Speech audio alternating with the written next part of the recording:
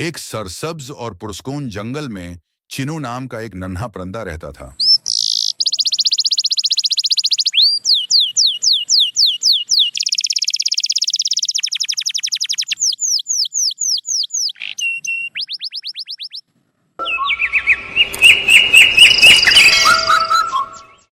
वो हर रोज आसमान की तरफ देखता और एक ताकतूर एकाब को बादलों से भी ऊंचा उड़ते हुए देखता।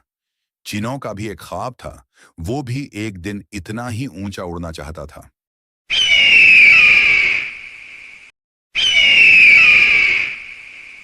चिनो ने अपना ख्वाब जंगल के जानवरों को बताया, लेकिन उन्होंने उसकी हौसला अफजाई करने के बजाय उसका मजाक उड़ाया। तुम बादलों से ऊपर उड़ोगे? ये नामुमकिन है। ये बातें सुनकर चिनो को दुख तो हुआ, लेकिन उसने हिम्मत नहीं हारी। वो हर सुबह सूरज निकलने से पहले उड़ने की मशक करता। कभी गिरता, कभी ठोकर खाता, मगर फिर उठकर दोबारा कोशिश शुरू कर देता। दिन गुजरते गए और चिनो की मेहनत रंग लाने लगी। उसके पर मजबूत होते गए और उसका एतमाद बढ़ता गया। फिर एक दिन अचानक मौसम बदल गया।